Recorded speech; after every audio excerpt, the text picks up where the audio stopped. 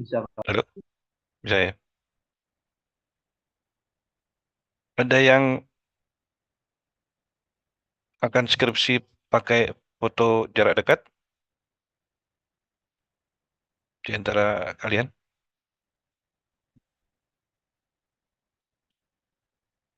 Atau baru semester depan? Belum ya? Belum semester ini?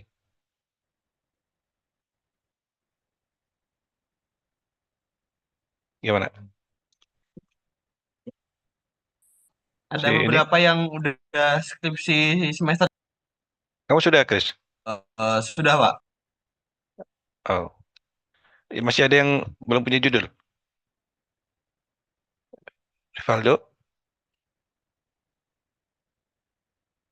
Valdo Putra, sudah juga? Sudah. Saya udah ngambil SKS-nya Pak, terus skripsi. Jadi rata-rata kalian sudah ngambil? Ya, ya sudah. Nanti kalau bingung, nggak harus saya pembimbingnya, siapa aja. Yang penting bagian kalau kalau kalian sudah siap, siapa saja pembimbingnya bisa.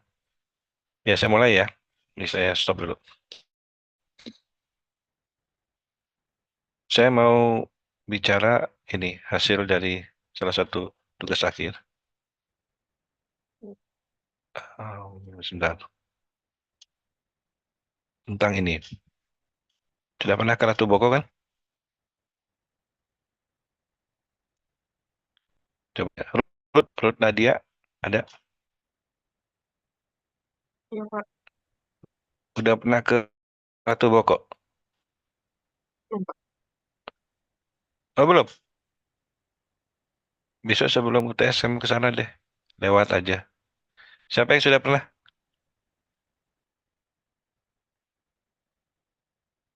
Rizal, udah pernah?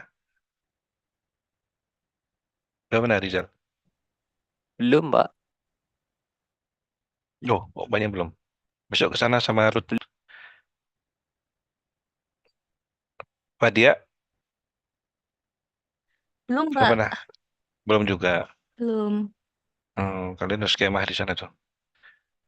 Siapa yang udah? Adit, udah pernah?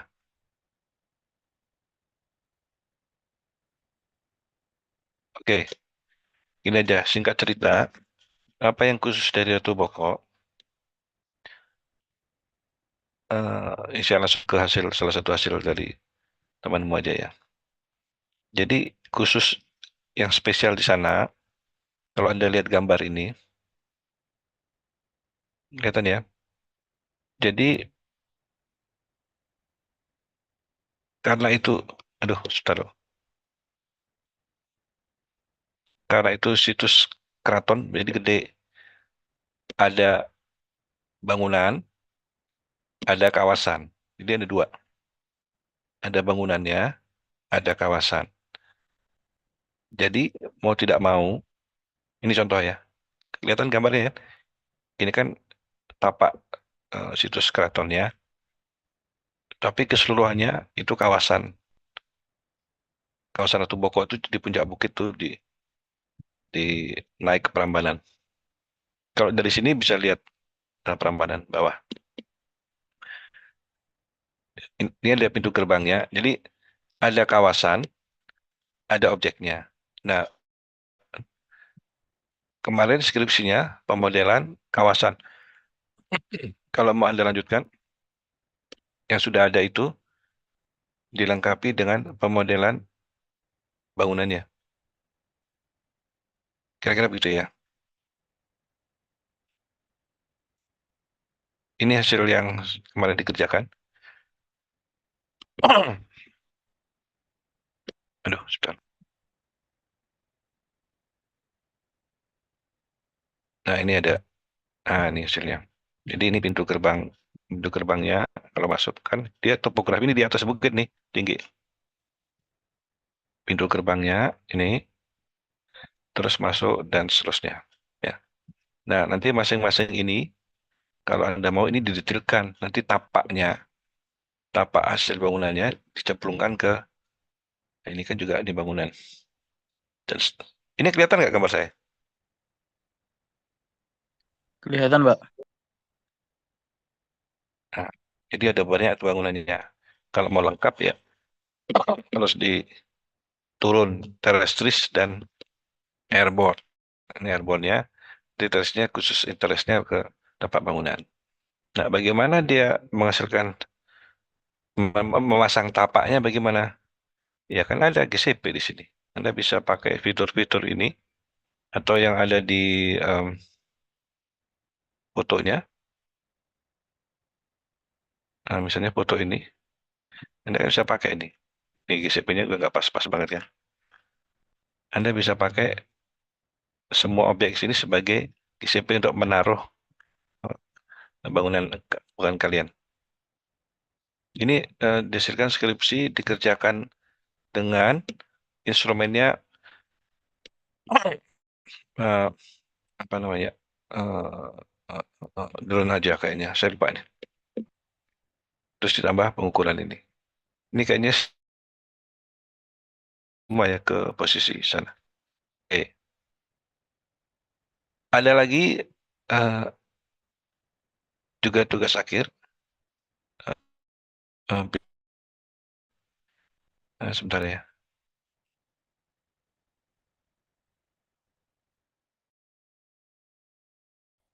Nah, ini ada nih. Nah, ini sama objeknya, cuman dia pakai kuliah. Anda hadir. Jadi action camera yang saya bawa kemarin tuh dia pakai itu udah lama banget tuh. Jadi kameranya ini yang sudah di upgrade lensanya. Lalu geometriknya dibuat berputar seperti kemarin. Jadi eh, ini kebetulan dua ya. Kameranya langsung dua. Kalau kemarin kan satu. Jadi kamera yang ini diputar gitu, menghasilkan geometrik silindris tapi stereo, ada atas dan bawah bersamaan.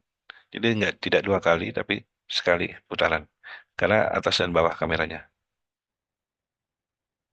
Nah, lalu digunakan untuk lokasi yang sama, lokasi eh, ini pintu gerbangnya, lokasi dari pintu gerbang untuk Bokok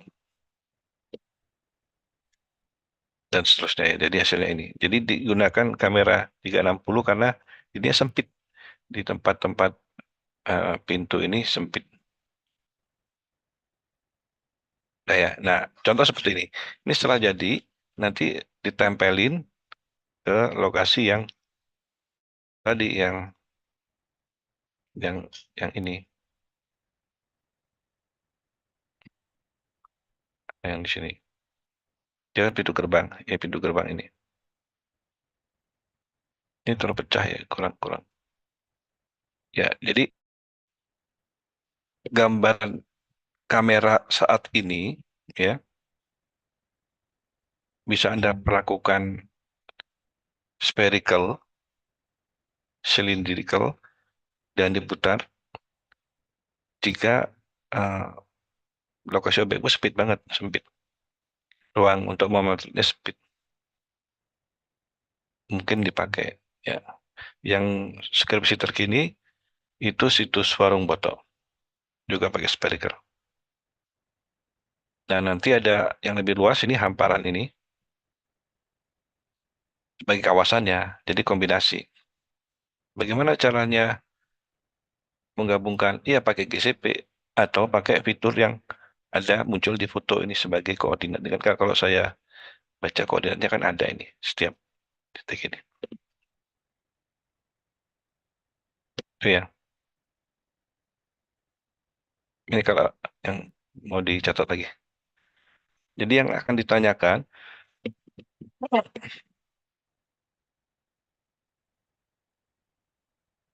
itu satu kasus aja, ya satu kasus aja. Tapi harapannya Anda bisa memilih instrumennya bisa mendesain di mana motretnya, gimana cara motretnya. Nanti objeknya eh, itu tergantung objeknya ya, dan tuntutan akurasinya. Terus nanti gambarkan seperti biasa tahapan dan kontrol kualitinya. Ada yang mau ditanyakan sampai di sini untuk ini?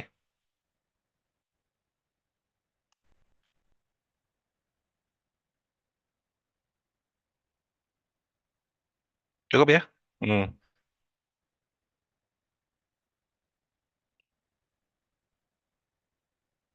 ya. Sebenarnya ada pilihan lain, tapi bukan bagian saya ngajarin ya. Nanti mungkin minta di Pak Ruli bisa tuh.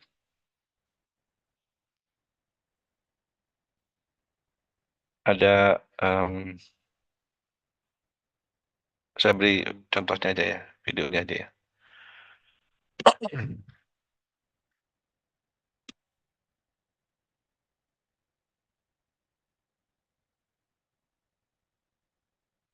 Saya lupa naruh di mana.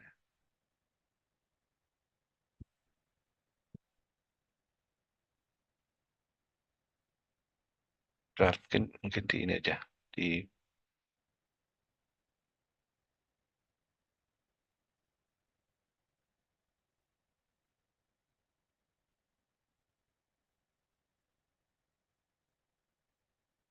IG aja ya. Saya lupa saya naruhnya di mana. Sebentar, saya carikan linknya.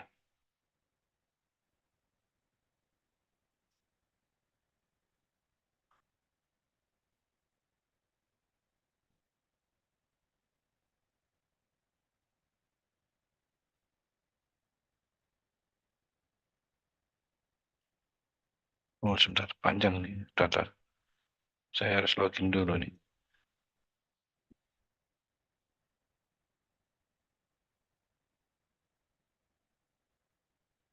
Bentar, sedikit lagi.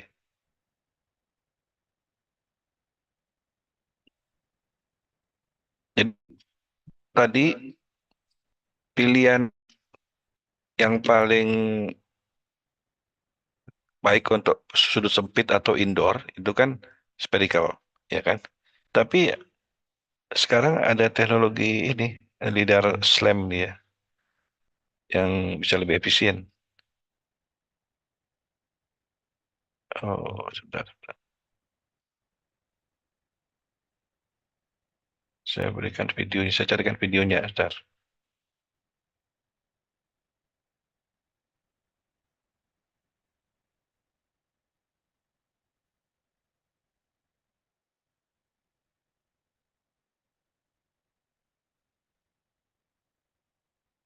Nah, ini aja, ini. Saya share ini aja ya, IG saya aja, IG. Bentar, mana dia? Nah, ini. Ini ada instrumen seperti ini, yang namanya LiDAR SLAM. Jadi dipegang, nanti dia berputar dan ada kameranya ya. Jadi lidar dan kamera nanti di caranya nanti cari di YouTube banyak tuh. Kalau Anda cari namanya lidar slam.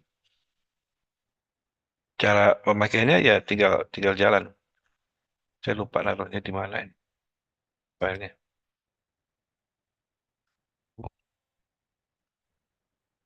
Anda cari di YouTube deh banyak ya. Saya ketik start lidar slam ya.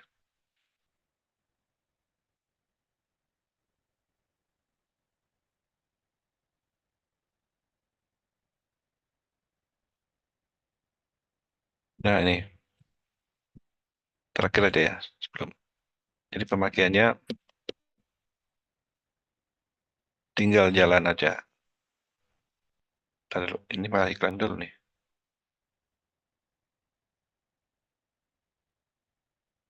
Bisa dilihat nih gambarnya.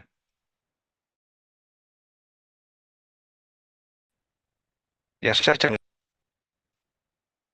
Halo? Nah itu dia. Sorry sorry. Nah ini jadi dibawa begini ya kameranya ya. Slam. Slam itu kemarin saya cerita dia sudah nggak ada lagi processing eh, registrasi online ya, bersamaan dia berjalan, dia menggunakan titik-titik lidar nanti di frame. Ini kan sama dengan frame nih, satu frame, satu frame, satu frame, dan seterusnya. Ini yang paling efisien saat ini untuk menghasilkan seperti ini.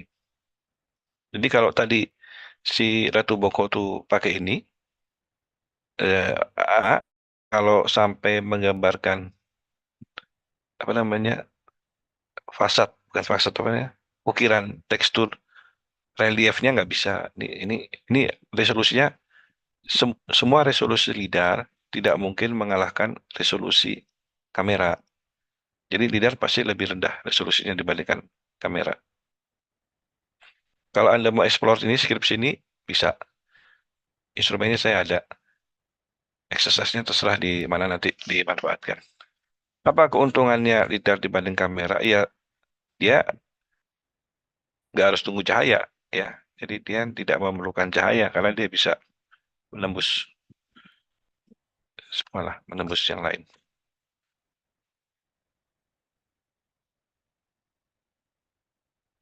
Saya pikir itu aja ya ilustrasinya ya. Jadi pada kasus Anda menjumpai satu hamparan luas yang tidak memungkinkan diselesaikan dalam satu frame di darat, ya harus dilakukan dengan airborne digabung dengan di darat. Yang airborne menghasilkan kawasan, yang di darat menghasilkan individu-individu objek lalu dipasang. Biasanya seperti itu untuk beberapa modelan. Ada yang mau ditanyakan? Cukup ya? Ini masih ada temanmu yang belum login? Sini. Kita berapa orang, Mbak? Saya lupa ya.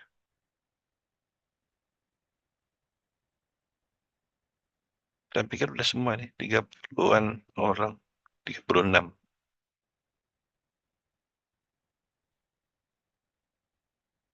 Ya itu saja ya dari saya malam ini tambahan. Sebenarnya saya intinya mau meng-share Anda fokus aja,